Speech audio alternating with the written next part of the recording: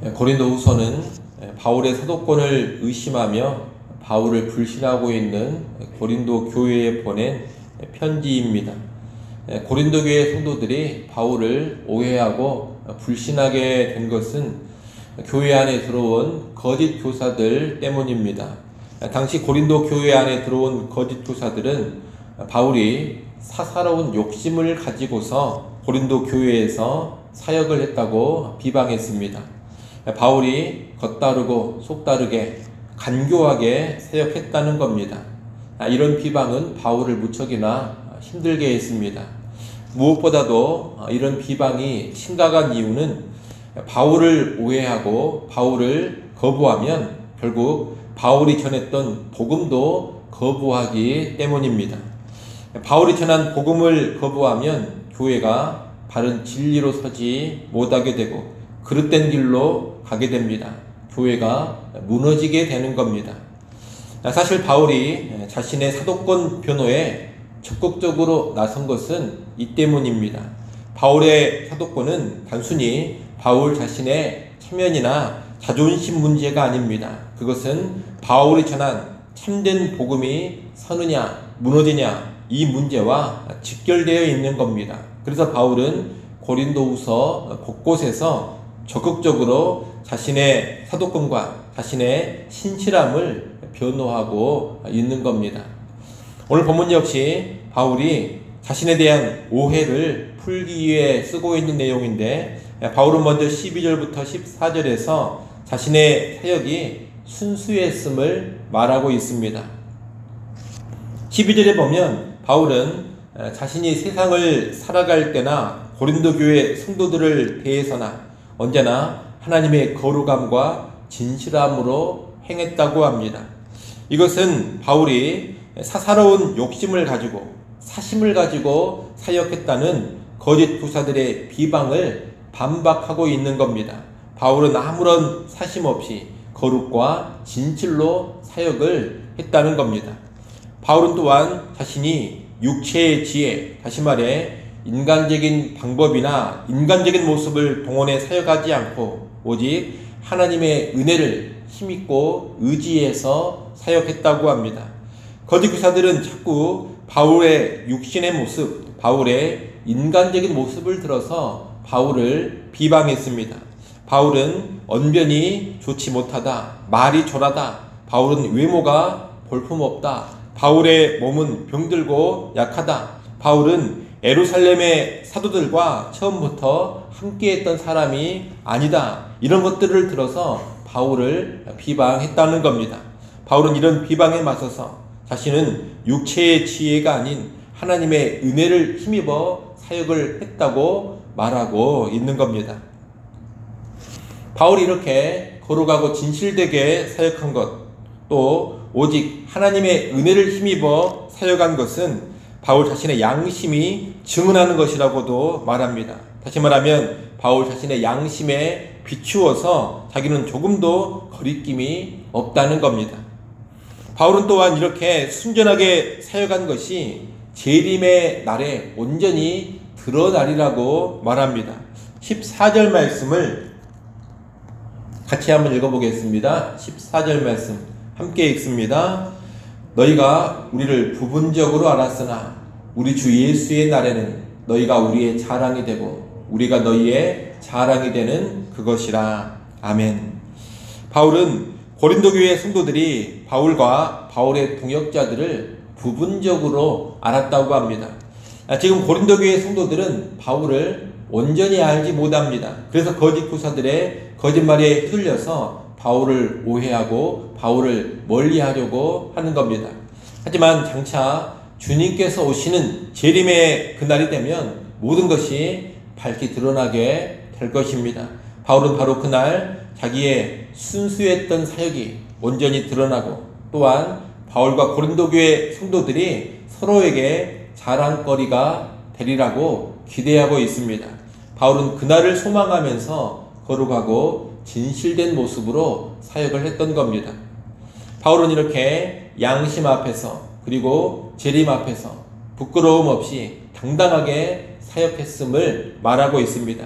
한마디로 바울은 내가 참된 사역자이기 때문에 나를 오해하지 말고 내가 보내는 이 편지의 내용도 그대로 받으라는 겁니다. 우리는 일단 이 단락을 보면서 사역자들은 그 사역이 자기의 양심과 그리스도의 재림 앞에 떳떳해야 함, 당당해야 함을 배우게 됩니다. 목회자들은 자기 양심에 거리낌 없이 사역을 해야 합니다. 그리고 모든 것이 밝게 드러나는 재림의 날에 조금도 부끄럽지 않도록 사역을 해야 합니다. 아울러 성도들은 순전하게 사역하는 지도자들을 알아주고 믿어주고 그들을 귀하게 여길 줄 알아야 합니다. 물론 목회자, 사역자의 깊은 마음, 그 중심, 진심을 정확하게 안다는 것이 쉽지는 않습니다. 하지만 불필요한 오해나 근거 없는 비방, 객관적이지 않은 감정적인 미움에 사로잡혀서는 안 됩니다. 가까이에서 지켜보면서 거룩과 진실로 행하는 사역자라면 존경하고 신뢰하는 것이 마땅합니다. 이렇게 사역자는 거룩과 진실로 사역을 하고 성도들은 그런 사역자를 알아주고 존경하면서 서로 간에 신뢰하는 것이 중요합니다. 그러니 사역자라면 거룩하고 진실한 그런 사역자들이 되어야겠습니다. 또한 성도라면 사역자, 지도자들을 신뢰하는 성도들이 되어야겠습니다. 거룩하고 진실한 사역자들이 되고 그런 사역자들을 신뢰하는 성도들이 될 때 교회는 가장 아름다운 모습으로 나아가게 되는 겁니다. 그런 모습이 오늘 우리에게 있기를 바랍니다. 바울은 이어 15절로 17절에서 자기가 오해받고 있는 사안 하나를 구체적으로 설명합니다. 그것은 고린도 교회를 방문하기로 했던 약속을 지키지 못한 겁니다. 바울은 고린도후서 이전에 보냈던 편지인 고린도 전서에서 고린도 교회를 내가 다시 방문하겠다 그렇게 약속을 했습니다. 고린도 교회 방문을 약속했다는 겁니다. 하지만 바울은 그 약속대로 하지를 않았습니다.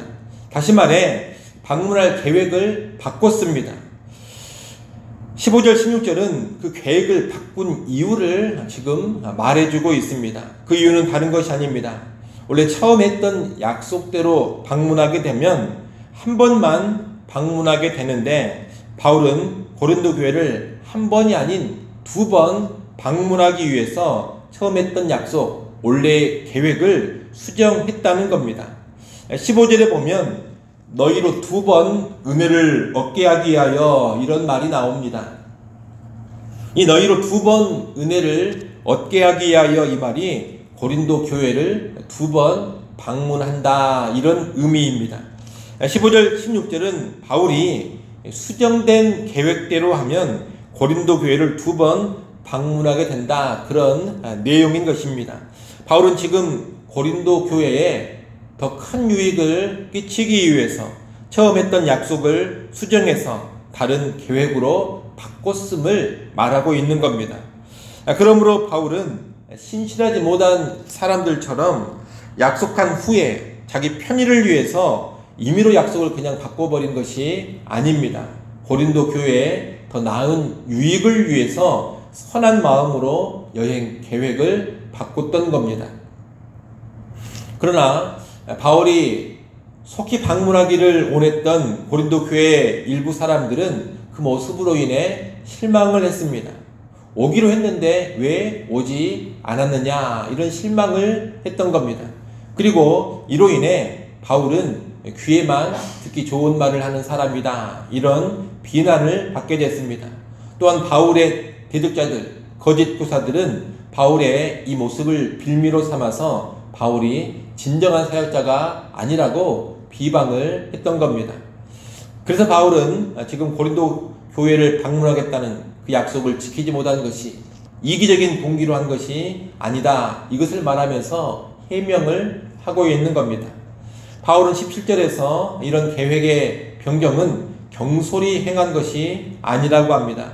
이 변경은 그저 인간적인 생각, 육체를 따라서 바꾼 것이 아니다 그렇게 말합니다. 달리 말하면 하나님의 뜻을 분별하면서 더 나은 하나님의 일, 더 선한 일을 이루기 위해서 이런 결정을 내렸음을 말하고 있는 겁니다. 이어지는 18절로 22절은 하나님의 신실하심을 바울이 말하고 있습니다. 여기서 바울은 하나님의 약속은 언제나 이해가 되고 하나님이 주신 구원의 약속도 반드시 성취되는 것을 말하고 있습니다. 그리고 이 구원의 완성을 인치고 보증하는 것이 우리에게 성령을 주신 것, 곧 성령의 내주다, 이렇게 말하고 있습니다. 한마디로 하나님은 반드시 약속대로 이루시는 분이고 신실하신 분이라는 것을 말하고 있는 겁니다. 그러면 지금 왜 바울이 이 부분에서 하나님의 신실함에 관한 이야기를 하고 있겠습니까? 다른 이유가 아닙니다. 바울의 고린도 방문 계획을 포함한 모든 사역이 고린도 교회 성도들을 위한 하나님의 구원 계획 안에 있다, 이것을 깨닫도록 하기 위해서입니다. 고린도 교회 성도들을 부르시고 구원으로 이끄시는 하나님의 계획은 취소된 적도 없고 변경된 적도 없습니다. 고린도 교회 성도들에게 주신 하나님의 구원 약속은 조금도 바꾸어지지 않고 그대로 이루어질 것입니다. 이 변함없는 하나님의 구원의 계획, 구원의 경륜 가운데 지금 바울은 사역하고 있습니다. 그러므로 이 하나님의 구원의 계획, 하나님의 구원 약속에 대한 신뢰가 있다면 사도 바울이 목회 계획을 이렇게 좀 바꾸고 저렇게 좀 바꾸고 하는 그런 수정은 얼마든지 감내할 수 있는 겁니다. 사역자인 바울은 하나님의 계획과 하나님의 뜻 안에서 교회에 더 나은 유익을 위해 자기의 목회 계획, 전도 여행의 일정을 얼마든지 수정할 수도 있고 변경할 수도 있습니다. 바울이 이렇게 자기의 계획을 수정하고 변경한다고 해서 하나님의 계획까지, 하나님의 구원 약속까지 수정되고 변경되는 것은 결코 아닙니다. 고린도 교회를 향한 하나님의 약속은 변함없이 그대로 이루어지는 겁니다.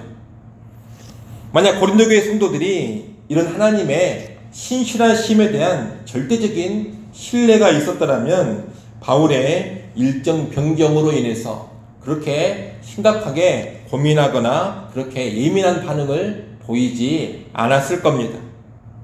하나님의 신실하심을 절대적으로 신뢰하고 있다면 바울이 약속한 대로 바울이 즉각 오지 않았다고 해서 크게 낙담을 하면서 바울에게 쓴 마음을 품고 그러지 않는다는 겁니다. 하나님은 신실하십니다. 그러기에 바울이 처음 했던 약속은 아니오가 되었지만 그럼에도 하나님의 약속은 이해가 되는 겁니다. 이것을 한다면 바울을 향해 그렇게 부정적인 반응을 보일 필요가 없다는 겁니다. 결국 이 고린도 교회 안에 있는 일부 성도들이 바울에 대해서 실망하고 오해한 것은 하나님의 신실하심에 대한 신뢰가 부족하기 때문입니다. 그래서 바울은 교회를 향한 하나님의 신실하심을 다시금 강조하며 한 번 더 설명을 해주고 있는 겁니다. 여러분, 우리는 신앙생활을 함에 있어서 또 교회를 바라봄에 있어서 하나님의 선하심과 하나님의 신실하심을 절대적으로 확신할 수 있어야 합니다. 우리와 교회를 향한 하나님의 뜻은 반드시 선하게 이루어진다. 이 확신이 든든해야 한다는 겁니다. 이 확신이 든든할 때 우리는 이런저런 외적인 여건을 보면서 요동치 않게 되는 겁니다.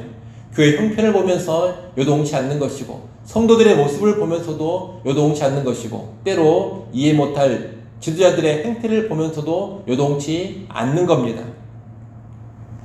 사역자의 목회 계획이 수정되고 이전과다는 새로운 교회의 방향성이 설정된다 하더라도 그로 인해 소란스러워지거나 갈등 양상으로 쉽게 나아가지 않습니다. 지도자들이 처음 했던 말, 처음 했던 약속과 다르게 다른 방향으로 움직이더라도 쉽게 판단하거나 함부로 비방하지 않습니다. 하나님의 신실하심을 절대적으로 신뢰할 때 그런 모습을 보인다는 겁니다. 왜 수정이 되었는지, 왜 새로운 방향을 설정했는지, 왜 처음 했던 약속대로 안 하는지를 차분하게 알아보게 됩니다. 그리고 그것이 하나님의 뜻에 부합하고 교회에 더 유익이 된다면 기꺼이 수용하는 길로 가는 겁니다. 이것이 믿음이 있는 성도들의 모습이고 성숙한 성도들의 모습입니다. 그러지 않고 어떤 목회자가 처음 계획을 세웠다면 무조건 그 계획대로만 해야 한다. 처음에 무슨 말을 했다면 처음에 했던 말대로만 끝까지 해야 한다. 이런 식으로 나가면 문제가 생기는 겁니다. 얼핏 보면 신실함을 강조하는 것처럼 보이지만 실상 미숙한 태도라는 겁니다. 물론 사역자와 교회는 기본적으로 자기의 말에 신실해야 되고 사람들에게 한 약속에도 신실해야 되고 세운 계획에도 충실해야 합니다. 이것은 기본적인 원칙입니다. 하지만 그보다 더 중요한 것은 무엇이냐? 하나님께 신실한 것입니다. 사역자나 교회가 자기 계획과 자기가 했던 약속에만 너무 경직되어 있으면 하나님의 인도하심을 받기 힘들 수 있습니다. 사람에게 한 약속을 지키기 위해서 자기가 한번 내뱉었던 말을 지키기 위해서 하나님의 더 나은 뜻이 있음에도 불구하고 또 하나님의 새로운 인도하심을 보여주고 있음에도 불구하고 그것을 외면하게 되는 겁니다. 그렇게 되면 그것은 하나님 앞에서 신실한 사역자, 하나님 앞에서 신실한 교회가 되지 못하는 겁니다.